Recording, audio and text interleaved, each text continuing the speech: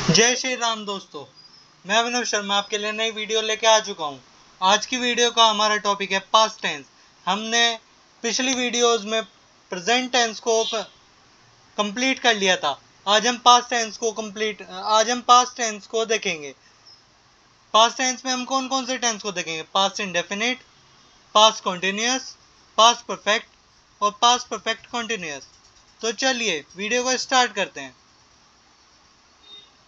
तो देखिए, आज का टॉपिक है हमारा past indefinite tense. Past indefinite tense वे टेंस होते हैं जो हमारा कार्य भूतकाल में हो चुका है, उसी को हम पास्ट इंडेफिनिट टेंस बोलते हैं। मान लीजिए मैं खेल रहा था, मैं अपने भूतकाल में खेल रहा था, तो ये कार्य मैं अपने भूतकाल में कर रहा था, तो इसी को बोलेंगे पास्ट इंडेफिनिट टेंस। तो चलिए अब हम देखते हैं कि इसके अंदर भी हम कौन कौन से सेंटेंस को देखेंगे। इसके अंदर हम देखेंगे सिंपल सेंटेंस को, नेगेटिव सेंटेंस को, इंटेरोगेटिव सेंटेंस के फर्स्ट टाइप को, इंटेरोगेटिव सेंटेंस के सेकंड टाइप को। अगर आपको देखना है कि ये कौन कौन से सेंटेंस होते हैं, तो इसके लिए मेरी पहली वीडियोस को आप चेकआउट कर सकते हैं। तो चलिए अब देखते हैं हम पास्ट इंडेफिनिट टेंस की पहचान क्या होती है। देखिए, पास्ट इंडेफिनिट टेंस वे सेंटेंस होते हैं जो हमारे भूतकाल में होने का होना हमें मालूम कराते हैं कि हमारा वो कार्य जो हम कर रहे थे वो भूतकाल में हो चुका है। इसी को हम पास्ट इंडेफिनिट टेंस बोलेंगे। पास्ट इंडेफिनिट टेंस का दूसरा नाम होता है सिंपल पास्ट टेंस। ये तो देखें, और पास्ट इंडेफिनिट टेंस के अंत में ता है, ती है, ते हैं आदि शब्द आते हैं। तो देखिए, यहाँ पर मैंने एक एग्जाम्पल लिख रखा है वे लोग खेल रहे हैं। तो वे जो लोग हैं वे अपने भूतकाल में खेल चुके हैं, तो इससे प्रदर्शित होता है कि एक पास्ट इंडेफिनिट टेंस है, क्योंकि यह कार्य हमारा भूतकाल में हो चुका है। तो चलिए अब आगे देखते हैं। तो आगे हम देखते हैं पास्ट इंडेफिनिट टेंस के सिंपल सेंटेंस का रूल। सबसे पहले हम सब्जेक्ट की इंग्लिश को बनाएंगे। सब्जेक्ट हमारा प्लूरल भी हो सकता है या सिंगुलर भी हो सकता है। इसमें कोई भी हम हेल्पिंग वर्ब का प्रयोग नहीं करते सिंपल सेंटेंस के अंदर, और बाद में हम इसमें वर्ब की सेकंड फॉर्म का यूज करते हैं, और अंत में हम इसमें ऑब्जेक्ट का प्रयोग करते हैं। तो देखिए फॉर्मूला क्या बनेगा? सब्जेक्ट प्लस वर्ब की सेकंड फॉर्म प्लस ऑब्जेक्ट। तो यहाँ ये था हमारा पास्ट इंडेफिनिट टेंस के सिंपल सेंटेंस का रूल। तो चलिए अब देखते हैं नेगेटिव सेंटेंस का रूल। तो देखिए, नेगेटिव सेंटेंस में भी हम सबसे पहले सब्जेक्ट की इंग्लिश को बनाएंगे, उसके बाद हम हेल्पिंग वर्ब डिड का प्रयोग करेंगे इसमें, चाहे वो हमारा सब्जेक्ट सिंगुलर हो चाहे वो सब्जेक्ट हमारा प्लूरल हो, हम उसके साथ डिड का ही प्रयोग करेंगे।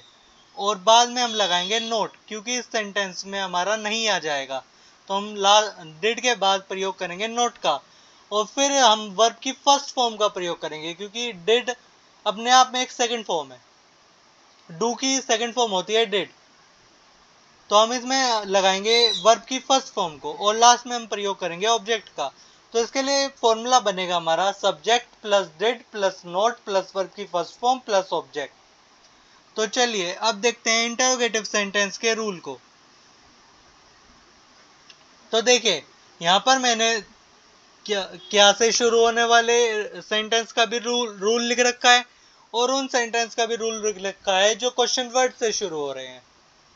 तो देखिए, अगर हमारे सेंटेंस क्या से शुरू हो रहे हैं, तो हम वो सेंटेंस शुरू करेंगे डिड से, और उसके बाद लगाएंगे हम वर्ब की सब्जेक्ट को, फिर हम लगाएंगे वर्ब की फर्स्ट फॉर्म, और फिर लगाएंगे हम ऑब्जेक्ट।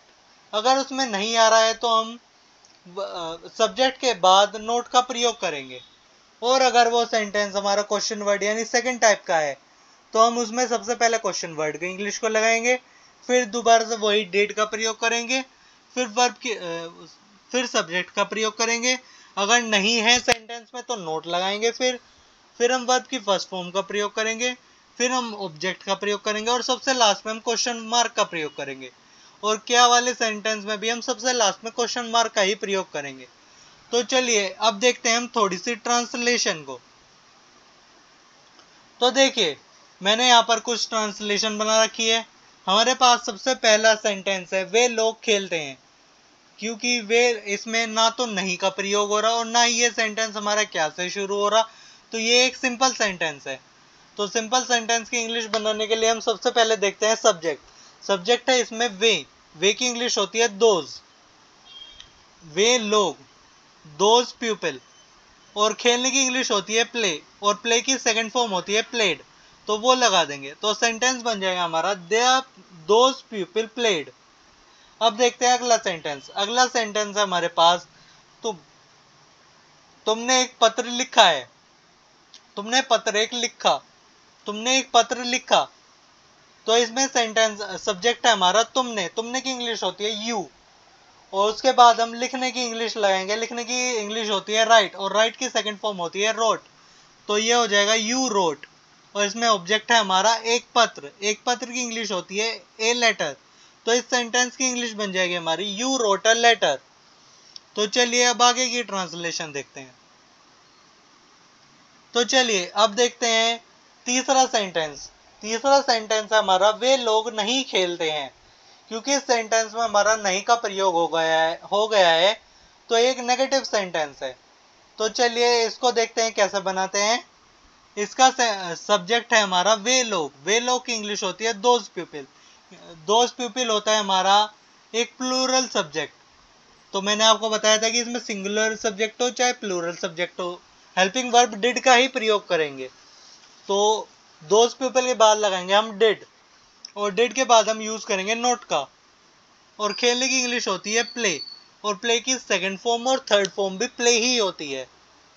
तो सॉरी, इसमें तो फर्स्ट फॉर्म का प्रयोग करना था, तो यहाँ पर हम फर्स्ट फॉर्म का प्रयोग करेंगे। खेलने के लिए इंग्लिश होती है प्ले, और प्ले की फर्स्ट फॉर्म होती है प्ले ही। तो इस सेंटेंस की इंग्लिश बन जाएगी हमारी those people did not play. तो चलिए अब देखते हैं अगला सेंटेंस। अगला सेंटेंस है हमारा, तुम अपना काम नहीं करिए।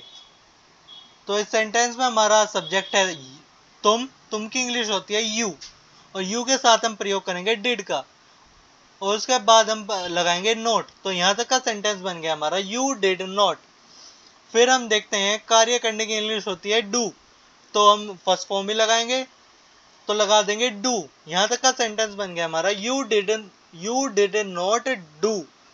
और फिर इसमें ऑब्जेक्ट है हमारा अपने काम की इंग्लिश होती है हमारी योर जॉब। तो इस सेंटेंस की इंग्लिश बन गई हमारी you did not do your job. तो चलिए अब देखते हैं इंटरोगेटिव सेंटेंस के लिए ट्रांसलेशन। तो इंटरोगेटिव सेंटेंस के ट्रांसलेशन में हमारा पहले सब्जेक्ट है, क्या आपने एक पुस्तक खरीदी, क्योंकि यह सेंटेंस हमारा क्या से शुरू हो रहा है, तो यह सेंटेंस इंटरोगेटिव का फर्स्ट टाइप का सेंटेंस है। तो इसमें हम सबसे पहले डिड को लगाएंगे, फिर हम देखेंगे इसमें सब्जेक्ट क्या है। सब्जेक्ट है आपने की इंग्लिश होती है यू, तो यहाँ तक का सेंटेंस बन गया हमारा डिड यू। और फिर हम लगाएंगे खरीदने की इंग्लिश होती है बाय, तो यहाँ तक का सेंटेंस हो गया हमारा डिड यू बाय। और फिर ऑब्जेक्ट देखते हैं। ऑब्जेक्ट है हमारा एक बुक की इंग्लिश होती है ए बुक, तो इस सेंटेंस की इंग्लिश बन गई हमारी did you buy a book, और लास्ट में क्वेश्चन मार्क। तो चलिए अब देखते हैं अगला सेंटेंस। अगला सेंटेंस है हमारा, उसने कैसे मैच जीता। तो क्योंकि इसमें क्वेश्चन वर्ड आ गया है, तो ये हमारा इंटरोगेटिव सेंटेंस के सेकंड टाइप का रूल है, सेंटेंस है। तो चलिए इसको देखते हैं कैसे बनाते हैं। सबसे पहले हम कैसे की इंग्लिश लगाएंगे। कैसे की इंग्लिश होती है हमारी हाउ, और फिर हम लगाएंगे डिड। फिर हम देखते हैं सब्जेक्ट क्या है। इसमें सब्जेक्ट है उसने होता है ही, तो यहाँ तक का सेंटेंस बन गया हमारा हाउ डिड ही। फिर है जीतने की इंग्लिश होती है विन, तो यहाँ तक का सेंटेंस बन गया हमारा हाउ डिड ही विन। और फिर हम लगाएंगे ऑब्जेक्ट है हमारा मैच, तो मैच की इंग्लिश होती है द मैच। तो यहाँ तक का तो हमारा सेंटेंस की इंग्लिश बन जाएगी हमारी how did he win with the match, और लास्ट में question mark. Thank you for watching my video. अगर आपको मेरी वीडियो अच्छी लगे तो इसको लाइक करें तथा मेरे चैनल को सब्सक्राइब करें। धन्यवाद।